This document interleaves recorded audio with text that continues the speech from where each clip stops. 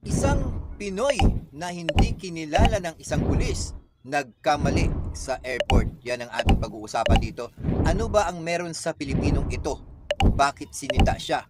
Pero yun ang hindi niya alam kung anong klase ang propesyon ang meron ang Pilipinong ito. Yan ang ating mapapanood dito. Please po comment down below kayo. Dito lang yan sa Wow Sarap Philippines at Wow Pinas. Please po comment down below kayo. Suportahan nyo po. Like and subscribe ang aking channel. Ito na, panoorin natin. The international airport was alive with activity, a constant symphony of rolling luggage, distant chatter, and automated announcements echoing through the vast terminal. Captain Rafael Rafi del Rosario navigated the bustling crowd with ease, his casual attire, jeans and a polo shirt, allowing him to blend in among the throngs of travelers. His unassuming demeanor belied the decades of experience he carried as a Filipino-American pilot, renowned for his pioneering contributions to aviation safety. Grabe, no? He was en route to an aviation summit where he was scheduled to present on cutting-edge safety protocols he had helped develop. It was just another day for Rafi, though the weight of his achievements rested lightly on his shoulders. As Rafi approached a restricted area leading to the private lounge for airline crew, he was stopped by Officer Liam Carter, an airport security officer stationed near the access point. Carter, a burly man with a hardened demeanor, had earned a reputation among airport staff for his frequent profiling of travelers who didn't fit his narrow idea of who belonged. Spotting Rafi, Carter's gaze immediately sharpened, suspicion clouding his judgment. "Excuse me, sir," Carter said, stepping in front of Rafi. "This is a restricted area. Passengers aren't allowed beyond this point."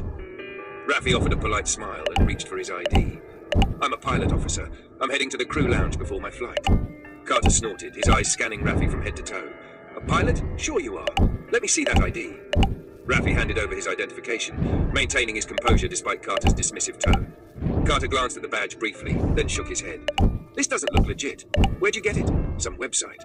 A small crowd. Parang napagkamala niya na parang fake yung ano, no, yung idea, no. Hindi niya akalain na ang Pilipinong ito ay may propesyon, no, isang piloto ito. At Filipino-American ito na matagal ng piloto, no. Talagang parang na-discriminate ang isang Pilipino, no, dahil sa pananamit, no, sa naka-t-shirt lang at saka sa jeans. Akala niya siguro kung ano lang, kaya na-interrogate niya. Naku po, malaki ang problema mo dito. Isang pilotong professional na tao itong Pilipino ito na kinalaban mo. Grabe na discriminate, no? A small crowd began to gather, curious onlookers drawn by the escalating tension. Rafi took a deep breath, his years of professional discipline kicking in. "Officer, I assure you, my ID is valid. I've been flying for decades. If you need further verification, you can contact airport administration." Carter smirked, his condescension thinly veiled. "Flying for decades, huh? Maybe paper airplanes. You don't look like any pilot I've ever seen." The crowd murmured, some pulling out their phones to record the interaction. Among them was Laura Stevens, a prominent aviation journalist who had just disembarked from a flight. She recognized Rafi immediately. His face and name had graced the cover of several industry publications she had authored. Her brow furrowed as she approached, her journalist instincts kicking in. "What's going on here?" Laura asked, her voice cutting through the tension. Carter turned to her, his irritation evident. "Just handling a security situation, ma'am. This man claims he's a pilot, but his story doesn't add up." Laura's eyes widened. Parang ano na dito parang pinagtaasan niya na ng boses yung Pilipino, no? Filipino-American na isang piloto, no? Pinagtaasan niya na ng boses kasi nga parang nagdududa siya bakit daw may ID, saan mo nakuha ito, mukhang legit naman. Parang ano, no? Parang yung ang datingan kasi dito, parang na-discriminate yung mga Pilipino, no, sa ginawa nito. Hindi ko alam kung anong lahi nito, no. At sana naman din magtaas noo pa rin tayo mga Pilipino kahit sa ibang bansa. Kasi parang mga ganitong klase, parang ang tingin kasi nila sa atin parang mababa lang parang maliit lang Pero pag pumunta ka rito sa Pilipinas, ini-entertain pa ng mga pulis natin yung mga ganitong klaseng pangyayari, yung may mga problema. Hindi yun dahil sa dinidiscriminate ka agad dahil sa pananamit lang. Nakikita niya kasi sa pananamit lang Siyempre yung tao nandyan sa off job niya, no. Kaya nagdamit siya ng t-shirt pero dahil sa papunta na nga yata sa airport at nagmamadali, yun, na-interrogate niya at na-discriminate niya ng gusto ang tao at pinagtaasan niya pa ng boses. Ito pala ay isang Filipino American citizen, no? His eyes widened as she looked at Rafi, then back at Carter. "Claims? Do you have any idea who this is?"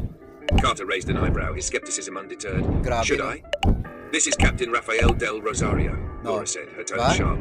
He's one of the most respected figures in aviation. Oh. He's revolutionized safety protocols and received numerous awards for his contributions to the industry. If anyone belongs here, it's him. The onlookers gasped, their murmurs growing louder as Laura's words spread through the crowd. Carter's expression faltered, his confidence wavering. That's Grabe, no? not what his ID looked like to me, he muttered defensively. Laura crossed her arms, her gaze piercing. Maybe that's because you didn't bother to check properly. Or maybe you assumed he couldn't be who he said he was because of how he looks. Either way, you owe him an apology. Before Carter could respond, Airport Director Martin Hayes arrived, alerted by the commotion. Spotting Raffi, Hayes' face lit up with recognition. Captain Del Rosario, my apologies for the delay. Is everything all right? Raffi nodded, though his expression was tinged with frustration. There seems to have been a misunderstanding, Director. Officer Carter here didn't think I looked the part of a pilot. Hayes' face darkened as he turned to Carter.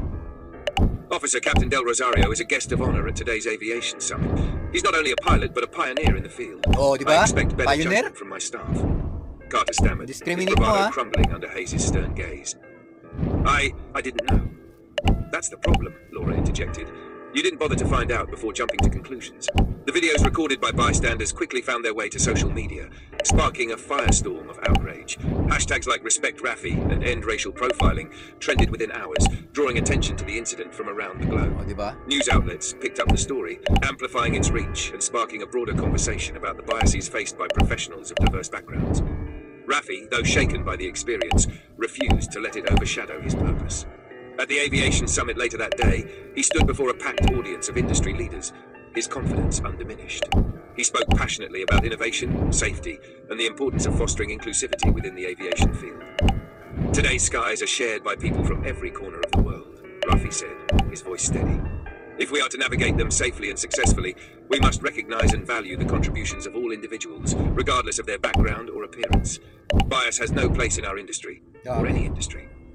The audience erupted into applause, rising to their feet in a standing ovation that lasted several minutes.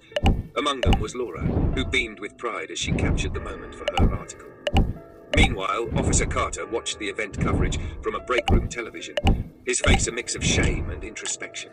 The airport administration had placed him on suspension and mandated him to attend cultural sensitivity and professional conduct training. The footage of his encounter with Raffi played on repeat in his mind, each frame forcing him to confront the prejudices that had clouded his actions. As the summit concluded, Raffi was approached by passengers and colleagues alike, all eager to express their admiration and support. Though the day had begun with an unjust encounter, it ended with a reaffirmation of his mission, Diba? to break barriers and inspire change, both in the cockpit and beyond. The story became a symbol of resilience and progress, highlighting the need for systemic change, while celebrating the achievements of those who rise above adversity. Raffi's legacy as an aviation pioneer remained untarnished, his story serving as a beacon of hope and possibility for future generations. Grabe, no? Yung matutunan natin dito, yung pagkakataon na na-discriminate tayo, no? Kasi kung itong ano na to, itong totoong nangyari na to ay papunta na siya sa kanyang papunta na siya sa kanyang trabaho at naharang siya ng isang pulis at na-interrogate siya dahil nga daw sa damit niya at sa nakapantalo na maong na kung sino-sino na lang daw, kung sino siguro napagdiskitahan siya, natanungin at pinagtaasan pa siya ng boses. Akala kung anong tao lang ito, outsider. Hindi alam ng pulis na ito na isang piloto, matagal na piloto na at kilalang-kilala na itong piloto na ito sa airport. At ang nangyari dito sa pulis na ito, no, na suspended yata ito. Hindi ko lang alam kung ilang buwan yan. Dahil nga sa kanyang pambabasto sa isang Pilipino na nagtatrabaho bilang isang professional na piloto, no? Yan ay isang halimbawa na aral ito sa mga foreigner na nandun sa kanilang lugar na mahilig mang discriminate, no, ng mga ibang lahi. Parang akala siguro nila ganito lang ang bihis, pero hindi niya alam na isang piloto pala ito, mas mataas pa ang posisyon nito kaysa sa kanya, no? At ang ginawa ay talagang pinakilala ng isang babae na ito ay piloto na matagal na itong nagpa-pilot at sinuspended itong pulis na ito. Yan, tama lang yan na suspended yan dahil sa kakulangan ng kanyang pagrespeto, no? Kakulangan sa kanyang pag-aral na respetuhin dapat ang mga tao na kung sino man ang makakaharap. Kulang sila sa respeto. Respect the other languages or mga taong ibang lahi, no? Ibang lahi kasi mahirap yung ganito na bigla-bigla na lang tapos hindi mo natanungin at ayaw pa maniwala na may ID ng piloto. Sabi legit naman daw buti naman may lumapit at pinakilala na isang piloto ito. Yan at buti aral na ito no at nasuspended itong pulis na ito. Kala siguro kung anong profession lang ang meron. No? Hindi nyo basta-basta magaganyan ng mga Pilipino dahil sa profession. Dahil discrimination ang mga ginagawa nila.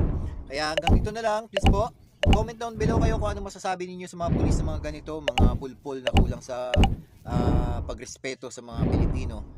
Sana naman mabigyan ng leksyon ito, mabigyan ng aral ito yan sa mga foreigners na katulad nito, sa mga nambabastos. Please comment down below kayo, like and subscribe sa ating channel.